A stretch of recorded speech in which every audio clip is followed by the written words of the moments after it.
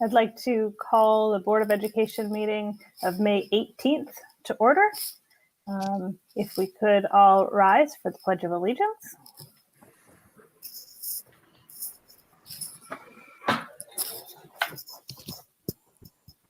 I pledge allegiance to the flag of the United States of America and to the republic for which it stands, one nation, under God, indivisible, with liberty and justice for all.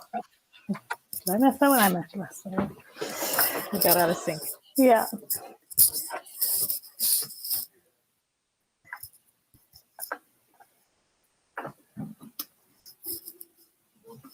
Quick note, because it's not on the agenda, so I'm going to do a quick note. Don't forget to vote if you haven't voted yet. The polls are open till 8. We will start with any additions to the agenda. There are none. Great.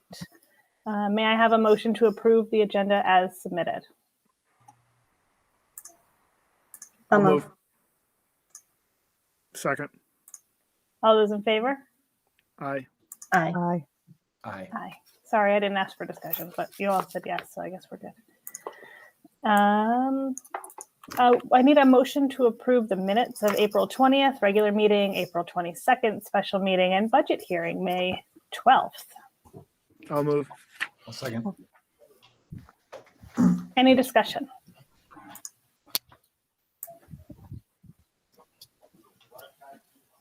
All those in favor? Aye. Aye. Aye. That brings us to the consent agenda. The consent agenda today is 3.1 through 4.1. That brings us the treasurer's report, the consideration of claims, transportation report, cafeteria report, cooperative bidding, intermunicipal agreement, and the multi-year broadband telecommunications contract, as well as the second readings for the policies listed. May I have a motion for the consent agenda, please? Move. Second. Any discussion on those items? Yeah, 3.7. Just because I'm new, is that a normal thing? That's nothing out of the ordinary. Yes, it is normal, Travis. Same thing with 3.5. Mm-hmm. Okay, Yes. that was all. Great. Any other discussion?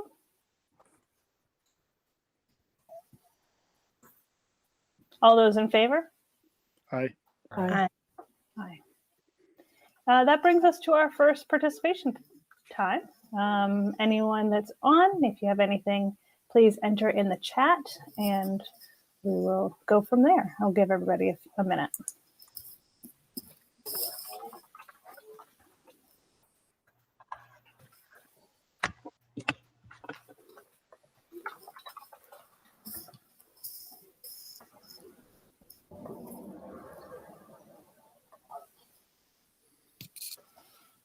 Okay, I see nothing. So there is another point later in the meeting. So please write any time you'd like and we will get to it later. That brings us to personnel. We have 3 resignations. I'll read them individually. I need a motion to accept the resignation of Edward Muskie. Sorry. Yuzdinsky. Yes, sorry, Edward. For the purpose of retirement as a bus driver effective June 25th, 2021, as recommended by the head bus driver, business manager, and superintendent, with sincere appreciation of services rendered to the district. I'll move. Second. Any discussion? Again, thank you so much. All those in favor? Aye. Aye. Aye. Aye. I need a motion to accept the resignation of Christy Jones Maxwell for the purpose of retirement as food service helper, effective June 30th, as recommended by the cook manager, business manager, and superintendent, with sincere appreciation of services rendered to the district. Move. Second. Any discussion? Again, thank you so much. All those in favor? Aye. Aye. Aye. Aye. I need a motion to accept the resignation of Capri Kiltz for the purpose of retirement as an office assistant, effective March 31st, 2022, as recommended by the Director of PPS and the Superintendent, with sincere appreciation for her 20.4 years of service to the district. I'll move. A second. Any discussion? Thank you. Thank you. And got one more year with you. All those in favor? Aye. Aye. Aye. We have an appointment, a motion to approve Jacqueline Rose as a substitute cleaner as recommended by the Director of Facilities, Business Manager, and Superintendent. I'll move. Second. Any discussion? All those in favor? Aye. Aye. Aye. That brings us to 6.2. I need a motion to approve the recommendation of the Committees on Special Education and Preschool Special Education. Move. Second. Oop, she got it. Any discussion would be an exec session. I will be abstaining. All of those in favor? Aye. Aye. Opposed? And again, I abstained. A motion to accept the following non-resident students for the 2021-2022 school year as recommended by the principals and superintendent. And I'm not going to read them out. I'll move. I'll second. Any discussion? Are there any major, changes in numbers here? I was going to ask you. No. Great. All those in favor? Aye. Aye. Aye. Aye. That brings us to 6.4. It's our discussion for policies. Thanks again to the policy committee for doing so much work this year. Today we have two policies to be discussed, 1050 and 4410. I'll turn it over to the policy committee. So the big change is the audit committee one. Our policy didn't really reflect what we've been doing. This policy gives the board every July the option of either to be a committee as a whole or to form a subcommittee. And then the other policy, Bill or Corey, do you have anything to put in on that? A lot of that just came straight to us, if I'm not wrong, Bill, right? Yeah. And then we just clarified some language, gave some more discretion to the superintendent on when it was appropriate to share information, and added some other people who might be important to share that information with. Yeah. The major points of the policy came from labor relations. Any questions for the policy committee as this is our first reading? Any questions for them to look into or things to change? Great. That means you guys are doing great because we have nothing to say. So thank you. Just wait till next month. All right. Watch out. Uh-oh. So that brings us to 6.5. We have a motion to approve the FFA Camp Oswegatchie summer camp trip on June 30th through July 3rd, 2021, as recommended by the secondary principal and superintendent, contingent upon meeting all the planning requirements of the administration and all safety COVID-19 protocols are followed. The Board of Education does reserve the right to cancel the trip if circumstances should arise concerning the safety of the students. May I have a motion? I'll move. I'll second. Great. Any discussion? Bill, do we know about how many kids yet or not yet? Not yet. I think last year we had, or not last year we didn't go, but the year before I think we had 33 students, but I'm not sure what our number is this year. I think I did hear that there was a waiting list or something. I think there was a lot of interest. But the max at 25, right? Yes, with the new COVID protocols. It's starting to feel like things are getting back to normal with this one. Good to see. All those in favor? Aye. Aye. Aye. Aye. I need a motion to accept the monetary donation of $1,680 from the Hamilton Emerald Foundation with sincere appreciation and to increase the budget for this amount. I'll move. I'll second. Any discussion? Just a Thank thank you. Thank you. I think this is going to let our band play at graduation, right? This is important stuff. So thanks. We certainly hope so. Yeah, I think it's allowed the band to do quite a bit Yeah. even up until now. So, yep. That's great. Great. All those in favor? Aye. Aye.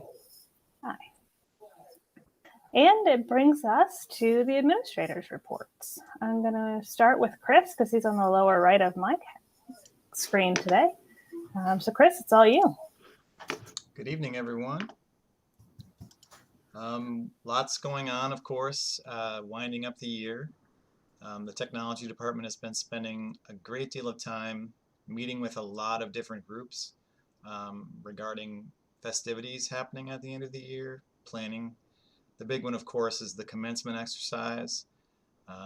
We plan to have a full television studio prepared for live streaming that event. Not really a television studio, but it'll be nice. And also, live streaming has become kind of something that everybody really likes and has started to expect. So we're going to be live streaming a lot here at the end of the year. Things like the FFA banquet, the sports banquet. We won't be live streaming it, but we'll be putting together a video production for the musical concerts. They've got a great idea about how to make all that happen. So we've been doing a lot of that. Other than that, as all the other administrators have been, we're really trying to wind down our APPR responsibilities, observing and meeting with lots and lots of teachers. One thing that I did start to do this month is I did start to dig into my fourth goal, which hasn't gotten much attention so far this year, and that's trying to reduce our use of printable consumables. I put some data on here for all of you to take a look at, and more will be coming. More will be coming as I keep digging into this. But you can see that I conducted an audit of this year from September to February, and then the previous school year from September to February, and we had an increase in use of paper of 243,612 sheets. I don't know what that means statistically. I'd like to go back and look for a few more years. Maybe it's a COVID anomaly, but those are the sorts of things I'd like to look at, and I'd like to get some committees together to discuss ways to sort of reduce our consumable use. Any questions for me about my report? I don't think it's on your report, but maybe this is a Mark question. I'm sorry if so. The middle school state test, was that given online this year? If so, was that the first year? How did it go? So it was not given online this year. Oh, okay. No. The AP exams were given completely online this year. Maybe that. I thought I saw something about online. They were actually this week and last week, right, Mark? This week and next week. Today was the first one. And next week. So, getting ready for those too, but I feel like everything is going pretty well so far, knock on wood. Thank you. Thank you. Great, thanks. If nobody else has anything else for Chris, we'll move on to Heather. Okay, good evening. So Travis, I'll pick up right with the New York State test. So that was something that we did and had to organize around our remote learning. So we were able to do the ELA assessment, the one session on April 22nd. And then we just pushed the math assessment, which we had originally scheduled for May 6th to May 10th. So, and that was a one session test this year as well. So we did both of those. We also are planning for end of the year assessments for Fountas and Pinnell. In kindergarten and first grade, the reading department has worked on a PAST assessment, which is a phonological awareness assessment, and also special education. So the reading department and special education. And we're doing that for our tier 2 and tier 3 students. And that's something new this year. So it's kind of neat because now we have 3 data points. This is the 3rd one. And that's just been interesting data to look at the phonological awareness of our young readers. In addition, we are getting ready to our final assessment for the NWEA.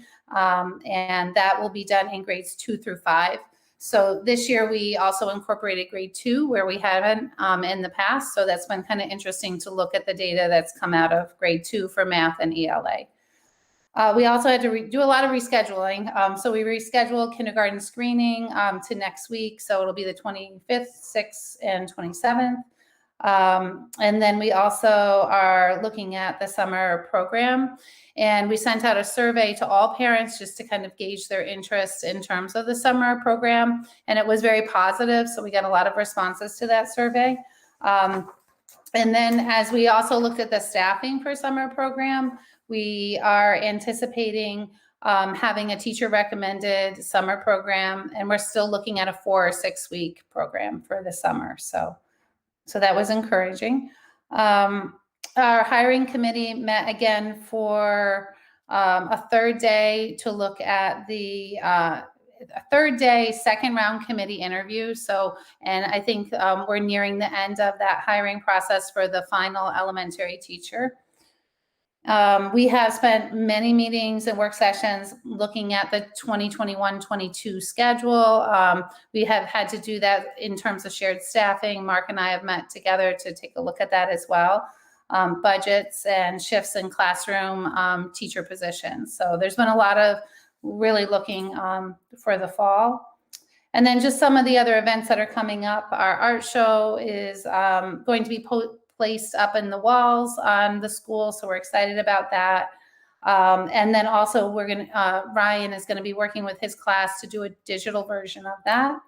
5th grade moving up ceremony is ending up to be kind of a hybrid of both an in-person and a virtual ceremony on 2 different days.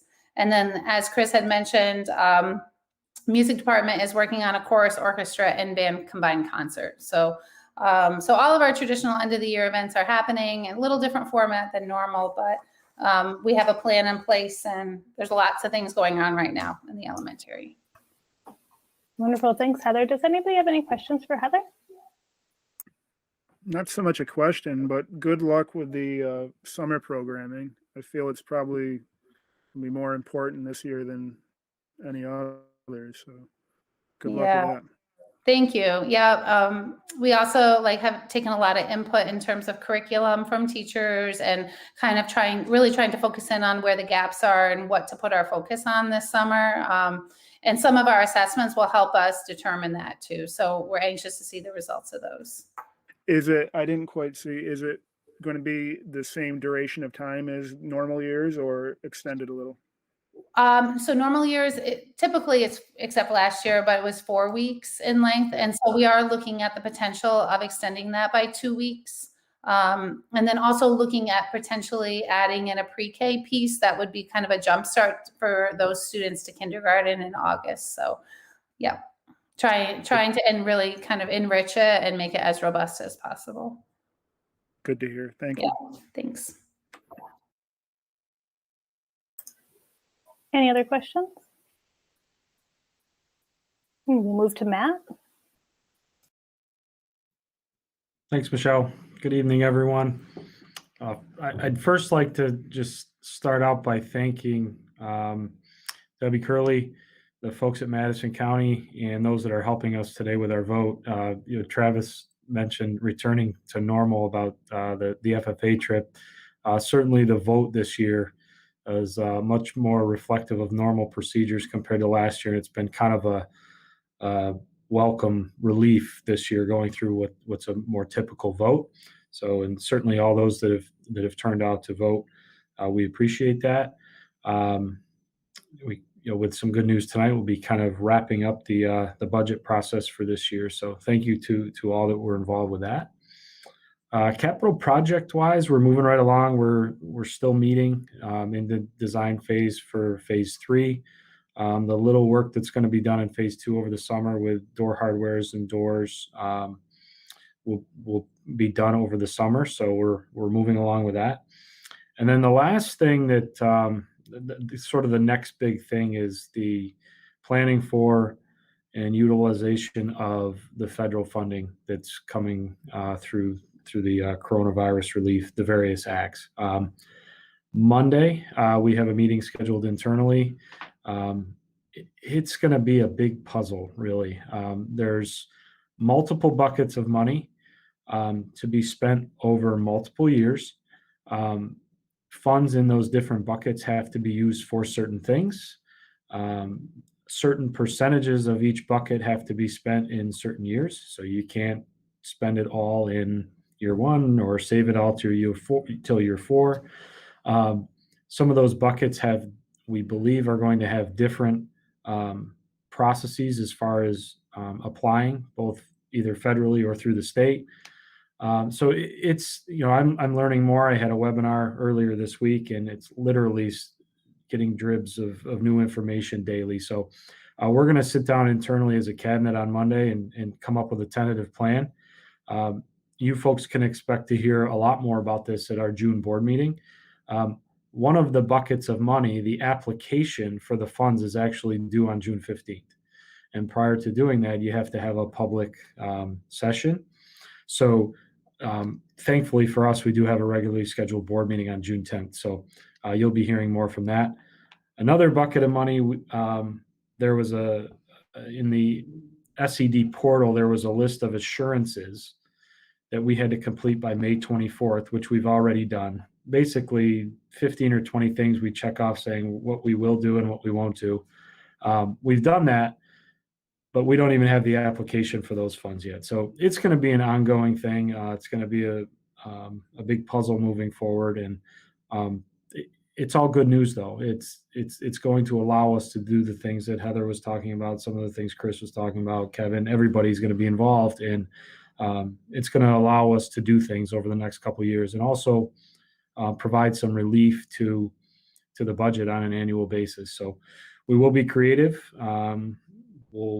It'll be a constant work in progress, and we'll have more to report in June. But looking forward to Monday. I'm going to attempt to present and get everybody on board to the best that I can. So that's about it for me. Thank you. Great. Thanks for staying on top of all of that as it changes and all of that. I hope you're good for the district. Anybody have any questions for Matt? Yeah, Matt, the buckets of federal money, will that be a situation where we have to spend the money and then get the money back in aid, or is it just we pick what we want to do and they give us the money? No, they are all accounted for as grants in aid. So everything is accounted for in the special aid fund. So we are going to have to submit a budget, incur the expenditures, and then be reimbursed for those expenditures.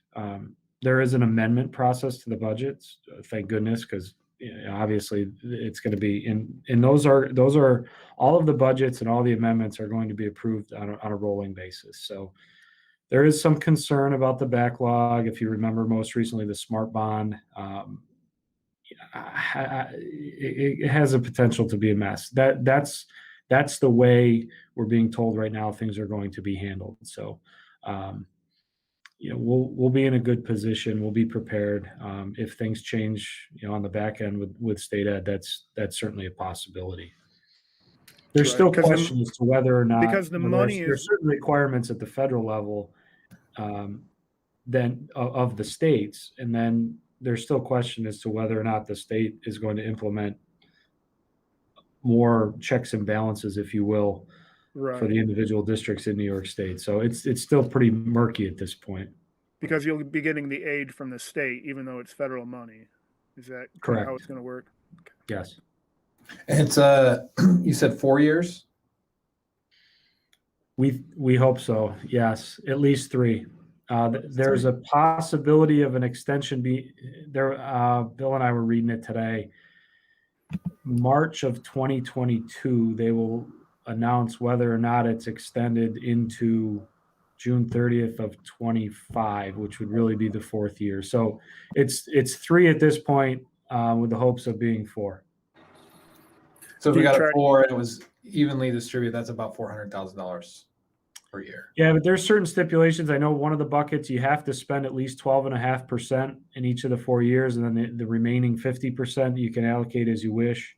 And then there's one of the other buckets. There's the 14.286% you have to spend on summer and 14.286% on after school. So that's what I mean. We have to really sit down, and I kind of tease this to the cabinet. We need to prioritize what we want to do first, and then sort of plug that into which bucket that's coming from that's going to best utilize how we're spending that over the next couple of years. So it's going to be complicated, but also in mind, and really what I feel a big responsibility of mine is to allocate these funds over the next 3 to 4 years so we can have a smooth transition when the funds are gone. I mean, the last thing you want is to develop a dependency on these funds and do all these things, and then in year 5, if you will, from now, those funds are gone and we're not able to sustain things, or things just go away. So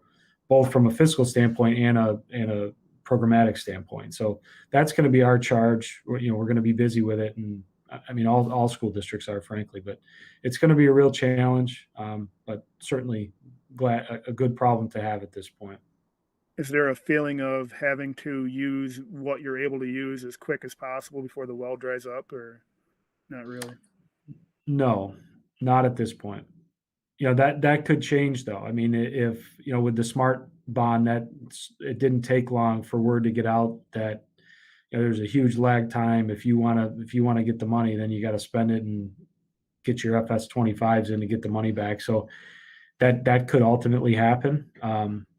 But again, if you don't want to just spend this money up front, because one, it's going to be gone soon, and then you're not going to be able to sustain things even in years 2, 3, and 4. So, and the other thing we hear in all these webinars is, that's it for now too. I mean, the state could change things. They could. Right. They could decide next year, if there's another massive state budget deficit, that, okay, schools now have all of this federal money, we're going to, sort of side with what the governor had wanted to propose initially and reduce foundation aid, so it'll be real dynamic, I guess. It'll be changing constantly for the next couple of years. Well, thank you for all your time and hard work deciphering what the deal is with all that. Haven't done it yet. I'm trying, but yeah, we'll get there. Well, everybody's in the same boat. It's one of these things. You go to a webinar and the chat box fills up in about 3 minutes, and there ends up being more questions than answers. So we'll get there. Good luck. Thanks, Matt. Anybody else for Matt? That brings us to Mark. Hello, everyone. I don't really have a whole lot to add to the report that I submitted to you. As you can see, we have a bunch of year-end activities that we're going to fit into the next 5 weeks. And, COVID has had its influence on all of those. So there are a lot of adjustments that are going to need to be made in order for us to be able to successfully pull those off.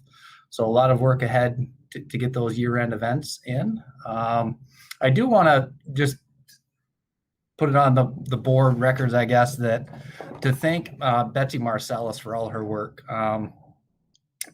Recently, we had to contact Trace, and she wasn't even working that day, but she dropped everything, came right into school, and did the work to make sure that we're doing what we need to do to keep everybody safe. And she's worked. This has been a year for Betsy Marcellus, and she's working really hard, and she's still going.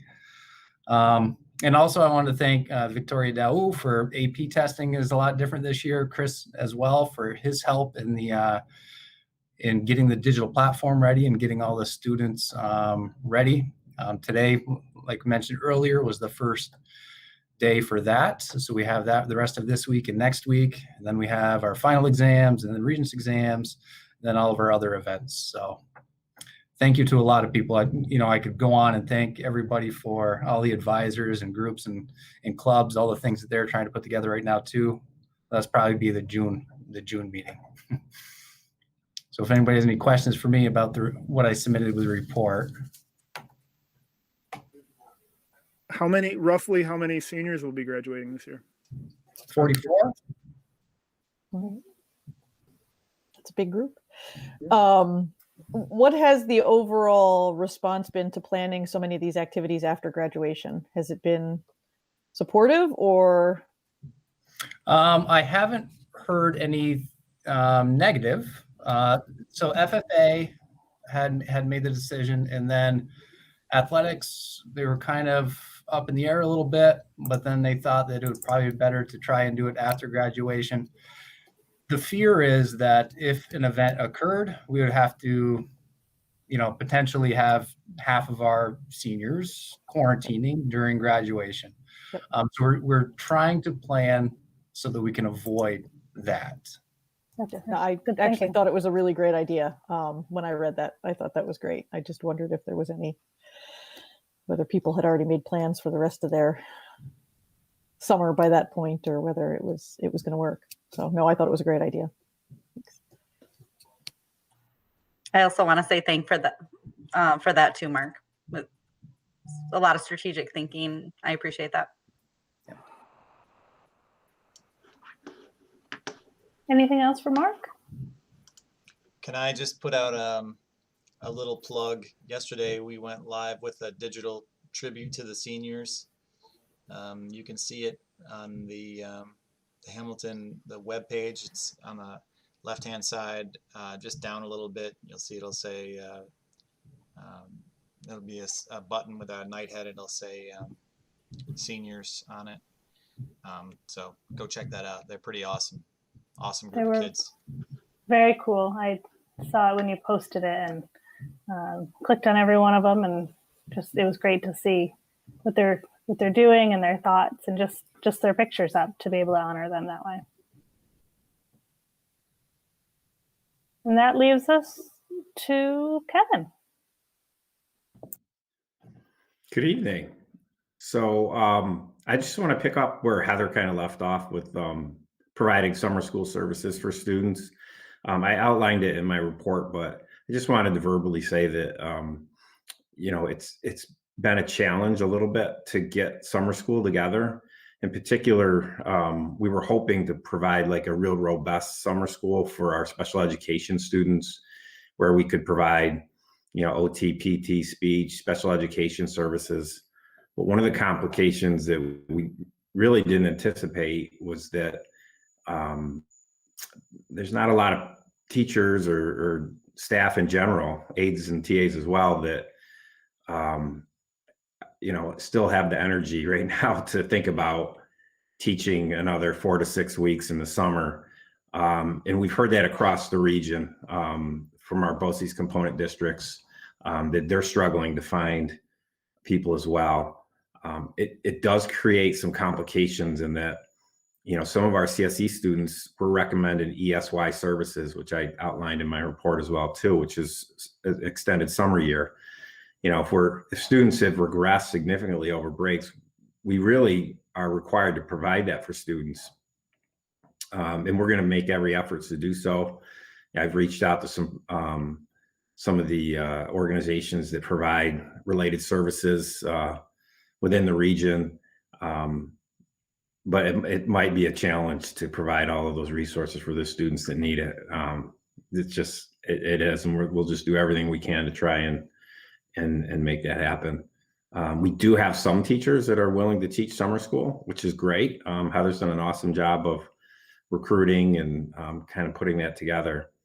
But we'd love to have a huge, robust summer school program, where we're helping kids to get caught back up. It's just, I think everyone's kind of burnt out right now, to be honest with you, with COVID. So I just wanted to publicly put that out there. Another one of our issues too, I want to just highlight as well. So if the public is listening as well too, substitute teachers right now are not easy to come by. 2 or 3 of our regulars are leaving. We had a retirement, one of our regulars, she's moving, some personal plans. So, I thank all the administrators that have filled in when needed to. I know Chris has, and Heather has, and Mark. They're great about getting in the rooms and helping out when we do have those situations. This time of the year with CSE meetings going full bore, I mean, we're 15 to 20 CSE meetings during a week. You're requiring subs for the special ed teacher, for the teacher during the day, so that even further depletes our sub people. We're also doing benchmarking, we're kindergarten screening. These all require multiple subs, and that does present even more challenges for us. We've got aides that sometimes go without breaks, and they're very generous with their time. But I want to thank everyone for working hard and trying to make sure that that's all covered. It's a challenge each day. Bill, I didn't know if you were going to touch on DEI at all, if that's something you wanted me to at least just openly discuss. You can openly discuss. I have it on my agenda, but you can as well. Sure. I mean, I'll just give a little bit. I'm sure Bill will give more on his, but I think you all are aware that the state is developing and asking us to develop and implement policies and practices that advance diversity, equity, and inclusion. So that's DEI. It's an acronym you're going to hear a lot of. So we have to develop policies and practices that will support diversity, equity, and inclusion. So we've done some initial work on that. The Board of Regents just actually approved their draft form policy, or framework, I should say. We've had some initial discussions. We met with Esther Rosberg up at the Alana Center from Colgate to kind of find out what they could offer us. But we're really in initial stages of putting the team together. One of the things that we want to do before we really do a lot of movement on this is find out what we actually need. Where are we with DEI? What do our teachers need? Where are our students? Where's our community? Where are the families? Because everyone kind of has their own experience, gathering that information and then kind of going forward, putting a community team together that's diverse, that can help us with putting our own framework together, looking at our curriculum, our teaching, our governance, family and community engagement, and ultimately providing training as well for all of our staff members. That's something that we're initially talking about as well. So much more to come on that. I hope I didn't steal all your DEI stuff, Bill, but No, I just thought it was important that we begin the discussion. Yep. No, that's great. Thank you. The last thing I had was Chris and I have had some initial discussions this week about some online learning platforms. I've had, and I think Heather has as well too, some concerns. I've had from the teacher end, we have elementary doesn't have an AIS math teacher. So how can we support our students that are either struggling with math in the elementary or need that accelerating piece? So we're looking at some supplemental online learning platforms, kind of the Khan Academy, learn at your own pace sort of thing, for students, that would be a supplemental kind of thing to help students. So we're just kind of toying around with looking at those. We had done those in the past. I think it was under different circumstances, with with COVID and a lot of the online learning. It might be something that we might be worthwhile for us to have as a supplemental support, not as an instructional tool, but as a supplemental support for students that need that enrichment or extra help. That's all I got. Thanks, Kevin. Any questions for Kevin? I've got 3. Sorry, Kevin. That's okay. The programs you were just talking about, maybe Matt would answer this, but is that the type of thing that the federal funds could possibly be used for? Sounds like it. All right. Well, that's good. Yes. You mentioned the need for substitute teachers. Mhm. So perhaps a lot of people aren't aware of what the qualifications are. You know, they might be qualified themselves and not know that. So what are the qualifications for a substitute teacher? So typically we like to have a bachelor's degree. Does not have to be an educational field. And that's for a teacher substitute. Aides don't have just like a high school graduation for aides and TAs, that sort of support.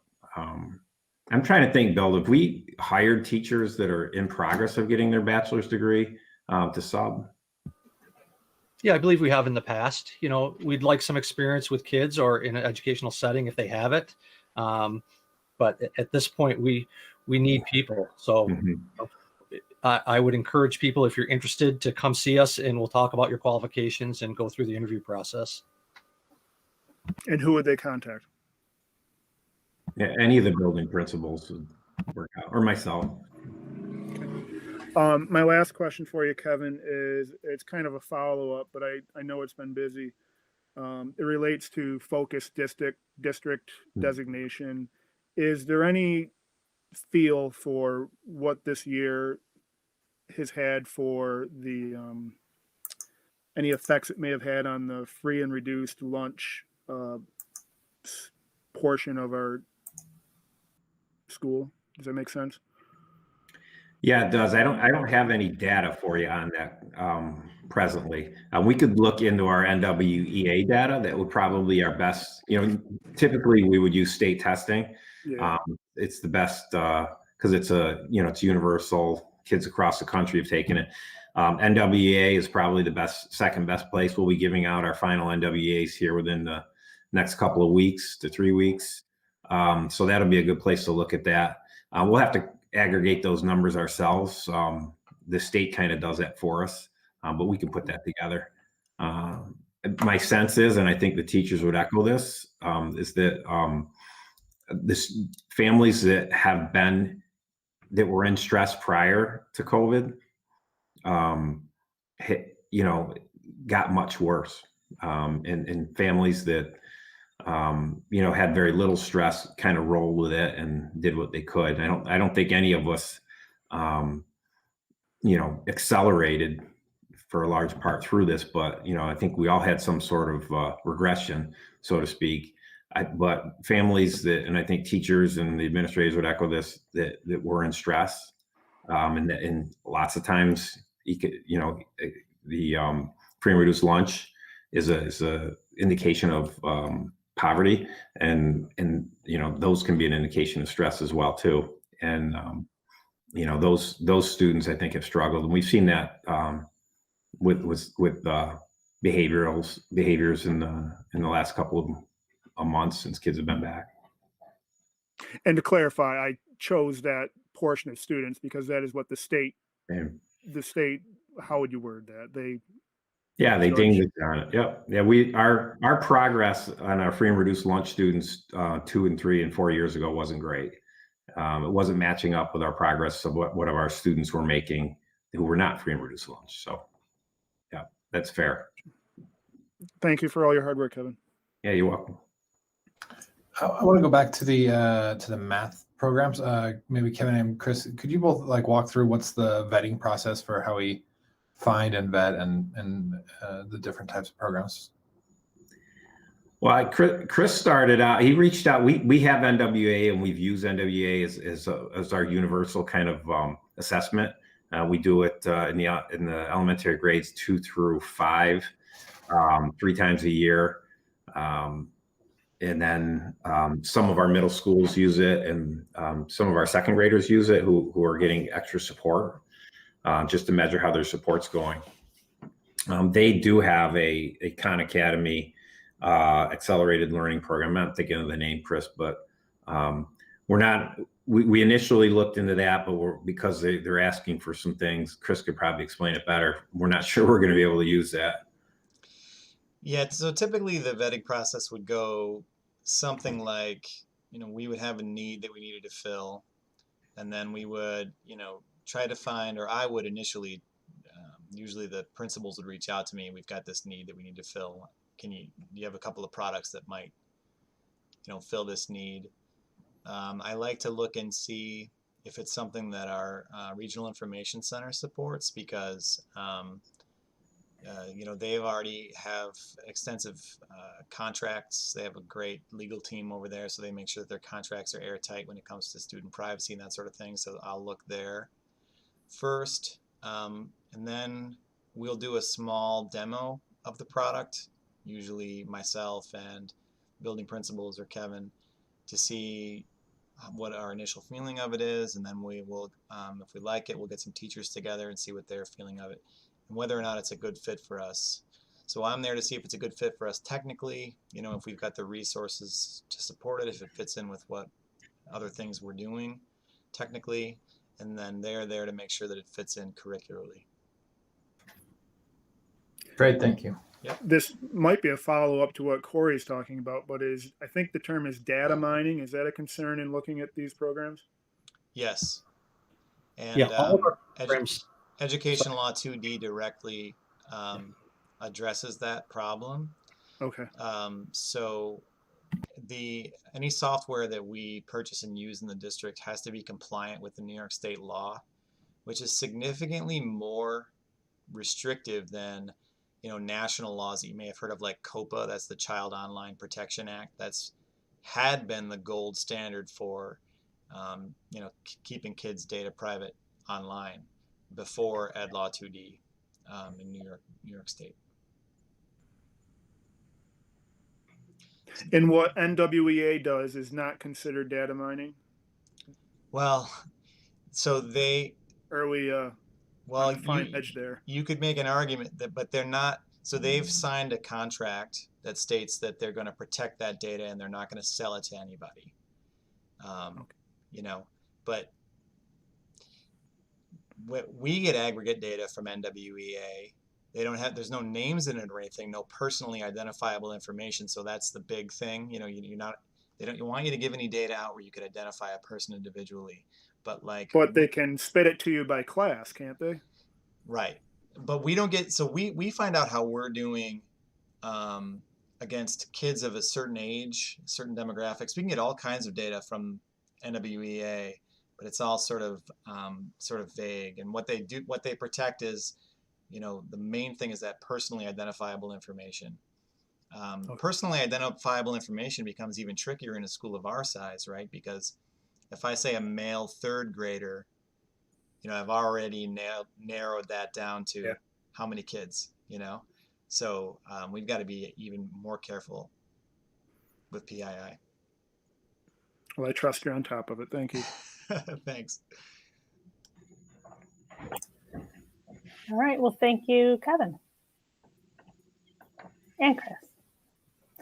That brings us to Superintendent's report, Bill.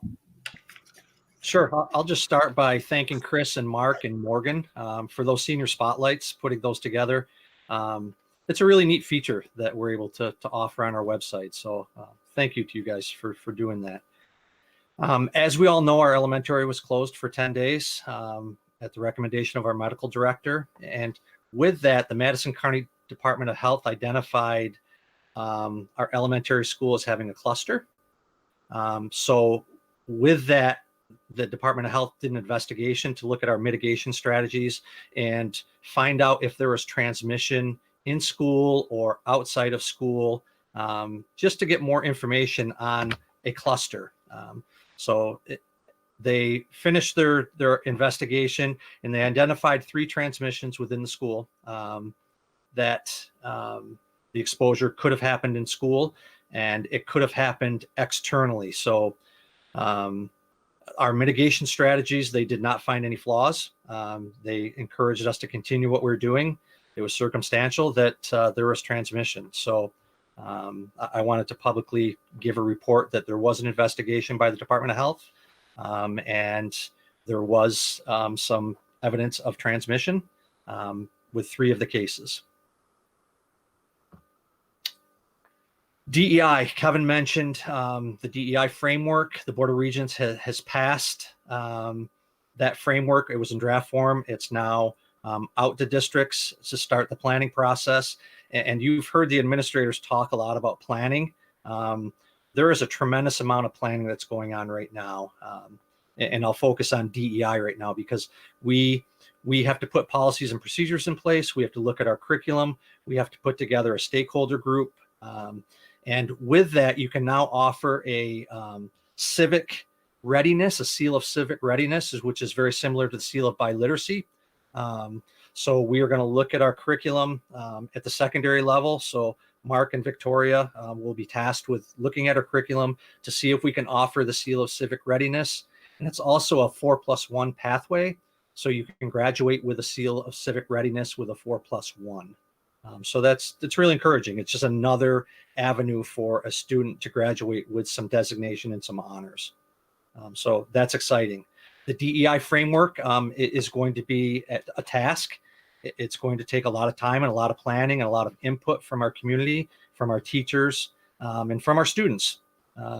But I think it's a good thing. I think we are in a position where we should be looking at our diversity, our inclusion, and our equity, and finding out how comfortable our students are, how comfortable our parents are, and how comfortable our staff is. So we're going to take that challenge and really investigate and put together a lot of thought and planning into putting together a framework that meets the needs of our district. And thirdly, NYSED is extending the school snow day pilot. So as we're aware this year, if we had inclement weather, we could transition to remote learning and not use it as a traditional snow day. We did not go along with that. We think it's important to have traditional snow days and honor that. And we're going to do the same next year. We've built our calendar with 5 traditional snow days. So if we have inclement weather, wear your pajamas inside out, do whatever your tradition is, but we will be having traditional snow days again next year. The only pivot would be is if we are in a situation where we're not meeting the 180-day requirement. And if for some reason we get to that point and we have inclement weather and have to pivot to a remote learning day, we will do so, but we will identify that and let people know ahead of time. So, but right now we're planning on traditional snow days again next year. A lot of questions around State Athletic Association put out new guidance that you can now have 500 spectators at events. But there's a lot of questions about the masking policy. We are still required to have masks at athletic events. So that masking policy is in place, that we have not changed our masking policy. Our athletes, our parents on school grounds are required to have masks on. So I wanted to state that publicly to anybody who's listening. And then I will echo what Matt said. Thank you to Debbie Curley and thank you to Matt for all their help with the election tonight. Hopefully it goes well. And I'll also thank Matt for today. We sat down and started to sift through, as Matt said, the different buckets of this federal funding. It's really complicated. There's a lot of formulas, there's percentages, and we have a ton of planning, not only from a financial standpoint, but from a curricular and programming standpoint. And as Matt said, the cabinet is going to get together Monday, and we're going to start that process. But we're going to be forecasting out 3 or potentially 4 years financially and programming from a programmatic standpoint. So it's going to be difficult to do that. So we have our work cut out for us, but it's all good. It's good to have this federal money. It's good to be able to offer a more robust and rigorous summer school and after school programming and use some of that money to offset our general expenditures. So it's all positive, but it is going to take a lot of time planning and putting that together. Any questions for me? Bill, I have a question, and this is more just, I guess, to state publicly and to expand on what you said regarding the masking policy. Mm-hmm. Can you just clarify that is also the requirement for all non-school affiliated groups that are using our campus for their events? Yes, it is. Yes. Any outside organization that is using our campus must follow our masking protocols. And that is athletes and spectators as well? Athletes and spectators, correct. Thank you. And that's not just our requirement, that's the state requirement. That is correct. Even if we wanted to, we couldn't because the state won't allow us to. Correct. And the outside organizations using our facilities have submitted plans to the Madison County Department of Health for approval. And they have been approved. So those masking policies should be in those plans. Thank you. You're welcome. Thanks for that. And then I also want to say about the snow day policy, just a comment that I think that if people are thinking, well, why are we doing snow days? We can do online. Just remember how unequal the access to online education is, and how this year it took so much work to make sure everybody could get that remote education done. And to be able to make Chris do that for one snow day, that's a lot of work and a massive effort that seems like it doesn't make any sense. So it's not just that students need to have snow days when they're snow days, but that it just creates a completely unequal playing field when you say, well, the kids who can do remote work are doing it. The kids who can't, I don't know, I guess you just missed a day of school because you couldn't come to school and we couldn't get you online. So yeah, and when we talk about, equity, there's a perfect example. Yeah, and mental health. Take a snow day away from a kid. Yeah. Yep. Bill, I've got two questions that are related to each other. Sure. They both have to do with, is there any word from the state regarding next school year if the state will allow virtual instruction in addition to in-person instruction? There has been no guidance that has come forward to us from the state. We keep asking at our weekly meetings for our district superintendent to get some clarification, because when we talk about planning, that's a huge piece to our planning process. Yeah. And we just don't know right now. So to answer your question, there's been nothing that has been brought down from the state. Gotcha. Same question in regards to virtual Board of Education meetings. Correct. Nothing has been come down from the state or from NISBA as far as clarification on that. Okay. Thank you, Bill. You're welcome. Thank you. You're welcome. That brings us to the steering team updates. Elementary steering team. We spent a lot of our time talking about the new DEI framework. And I'll apologize publicly, Heather, I kind of hijacked her meeting.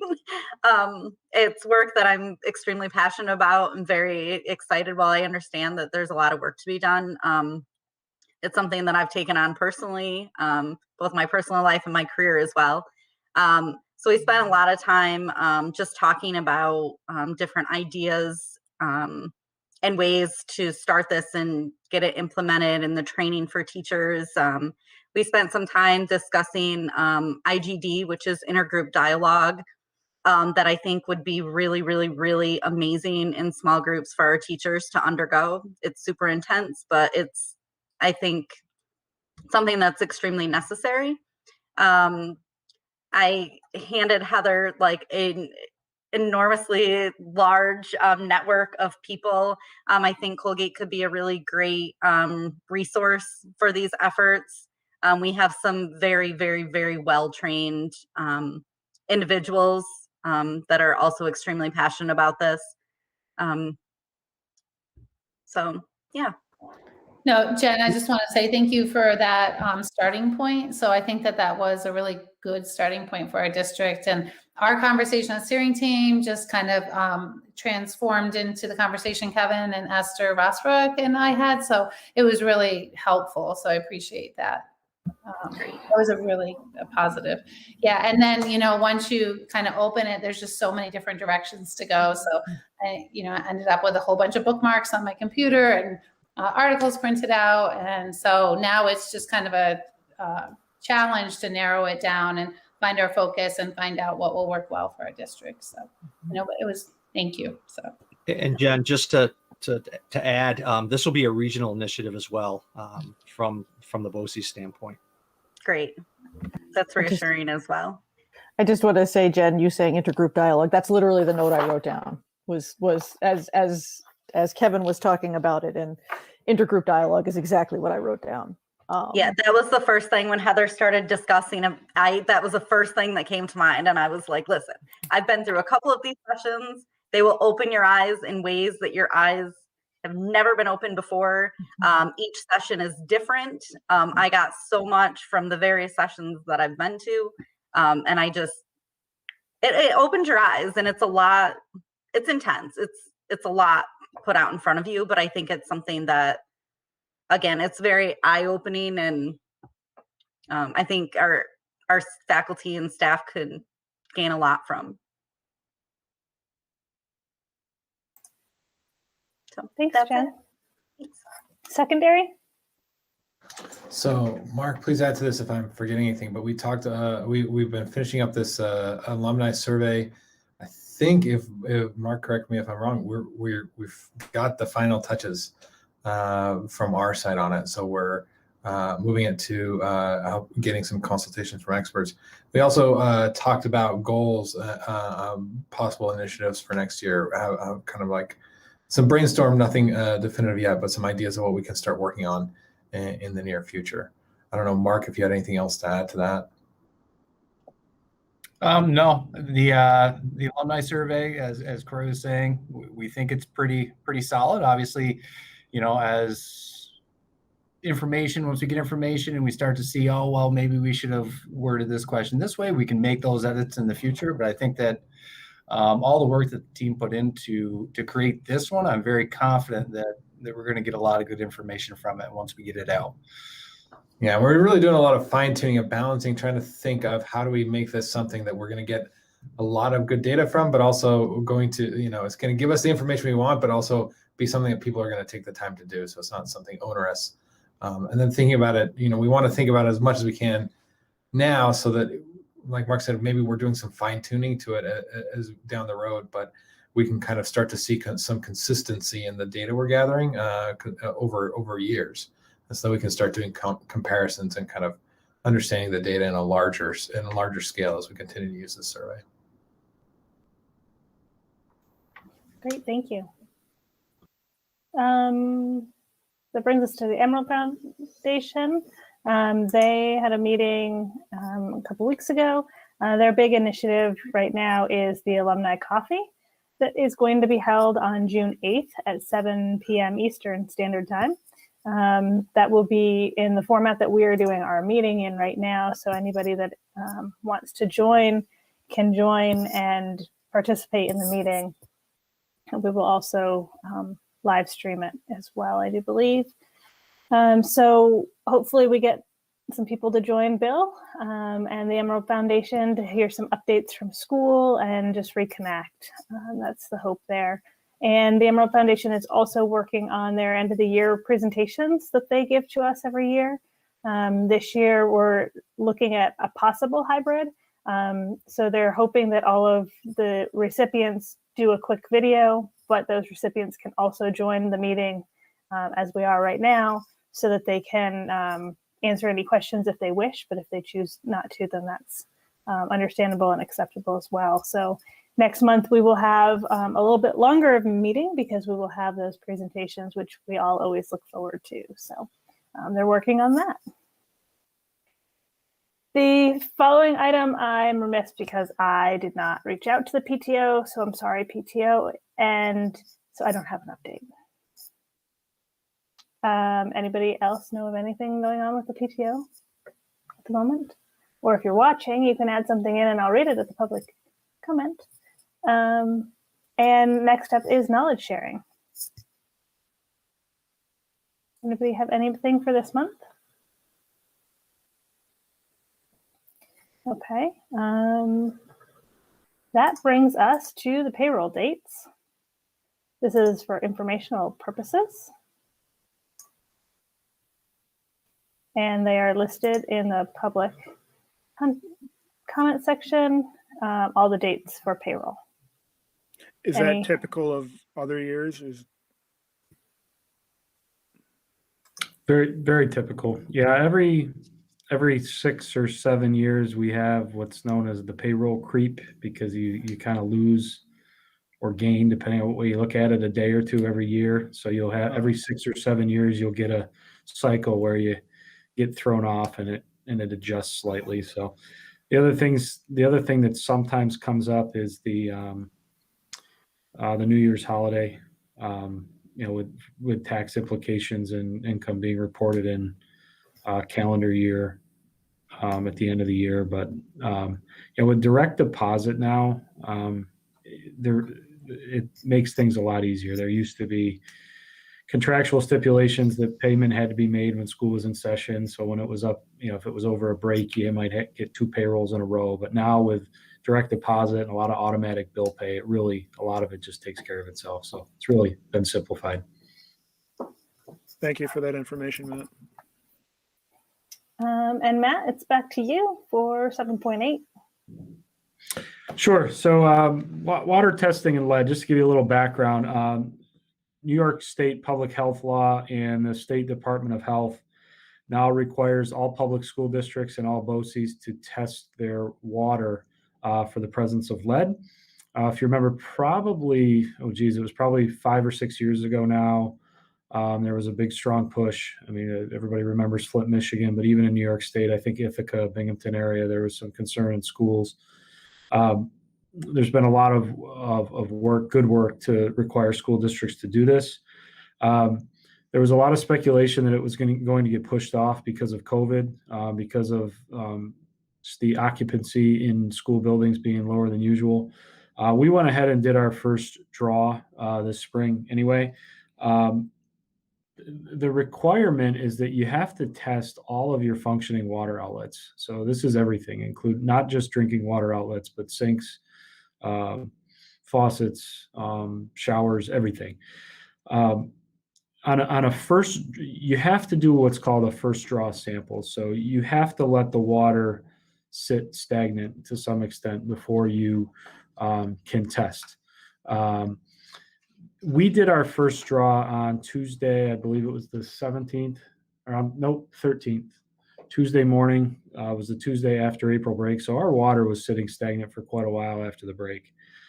We tested 127 outlets, all inclusive throughout the building. We did have, I believe, 22 or 24 outlets that came back with lead measurements above the threshold of 15 parts per billion. That leaves us with 3 options. You can either do a flushing program, because naturally first draw samples are expected to have a lot higher than usual content because of the stagnation period. So you can do a flushing program and retest. You can do other remedial measures like provide literature or educate. And number 3, the last was you could just take certain fixtures out of service. As expected, our drinking water sources within the building were fine. The only fixtures that we had that came back with elevated levels are older fixtures in the building that would have older plumbing, such as bathroom sinks, custodial closet sinks, those types of things. What we are anticipating doing, for a couple reasons. One, the expense of flushing and retesting would be pretty significant. All school districts, we put out a bid through the BOCES cooperative bid to do this initial round of testing. It's thousands of dollars. So to do a flushing program and retest would be quite costly and time consuming. We went over the results, the locations of the hits, if you will, with Jack Angrisano from Madison Oneida BOCES, who's the risk management officer through BOCES. And also we reported the results instantly, as soon as they came back to Madison County Department of Health. It was funny when I called with a non-COVID issue, they were kind of surprised to get a call from a school and it wasn't COVID related.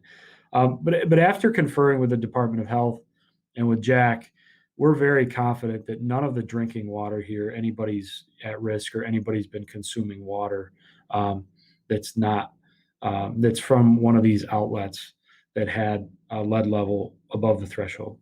So at this point, we're required to send out correspondence to all of our stakeholders. So we're in the process of drafting a letter to all of our faculty and staff, and then students and parents and through the community that we'll send out widespread throughout the community.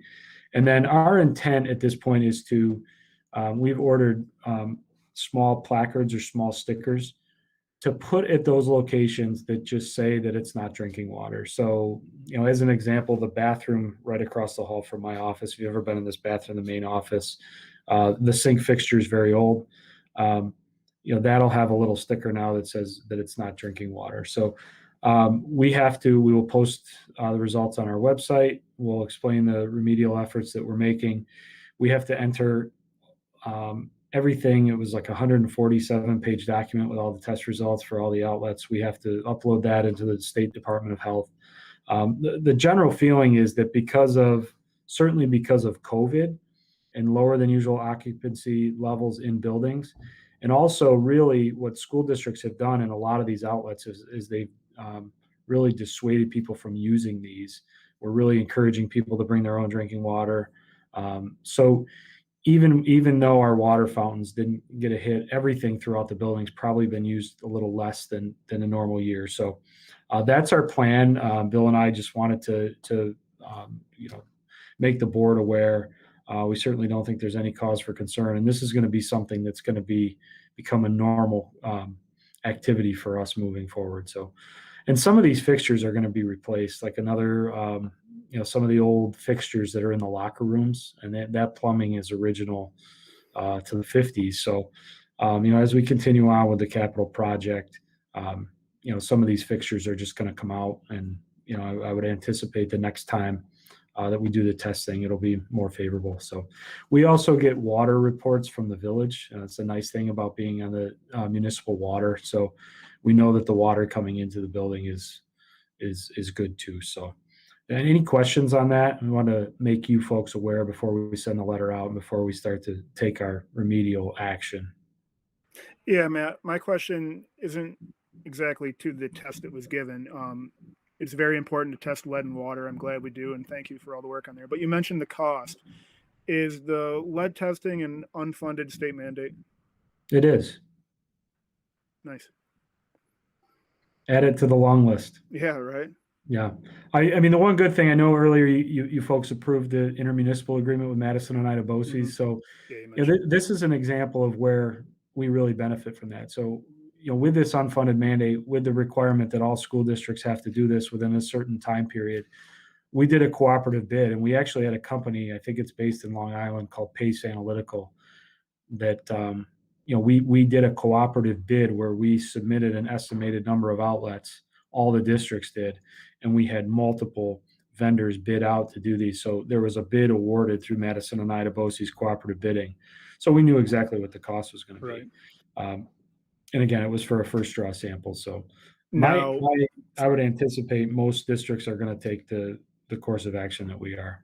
That's what I say. So if we took the course of action to retest, that would be an added cost. Yes. A substantial added cost. Yeah, probably a few $1,000s, probably a couple thousand. I mean, it wouldn't probably be. I mean, there's a per outlet charge, but really, I think the bulk of the cost is somebody coming here and doing it, and the time and the labor that's associated with turning those around. So, the per unit cost or the per outlet cost I don't think would be real significant. So it would likely be a similar cost to the first round. I don't want to drag it on, but have other schools have this similar case this year with, attributed to COVID issues? I think so. I don't think a lot of districts have done it yet. It was supposed to be done last year, and they extended it into this year. And gotcha. I mean, we're probably maybe a little ahead of the game. I'm not sure. I mean, it's something I can check with my colleagues next month within our BOCES. It doesn't matter. You're ahead of the game. That's important. Yeah, I would anticipate similar results based on lower building occupancies and not typical use of water fixtures throughout school buildings. Thank you, Matt. Sure. All right. That brings us to the public comment period.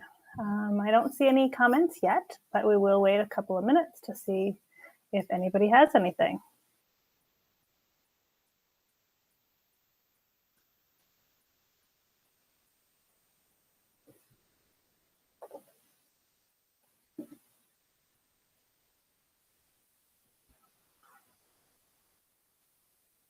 I See nothing still. Anybody out there want to say anything?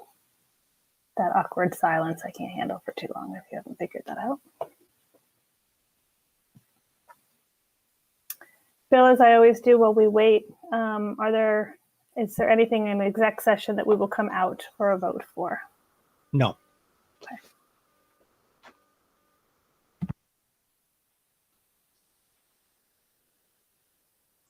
Seeing no comments, I thank everybody for watching, and we will move on to 9.1. Bill, Debbie did drop off, so if you could make sure you take a note of the next part, that would be great. Yes, I will.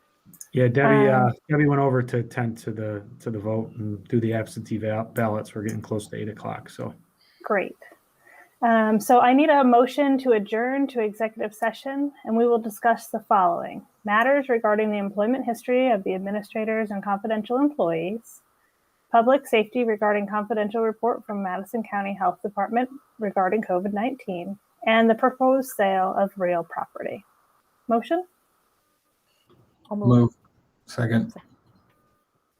Ellen and Corey. All those in favor?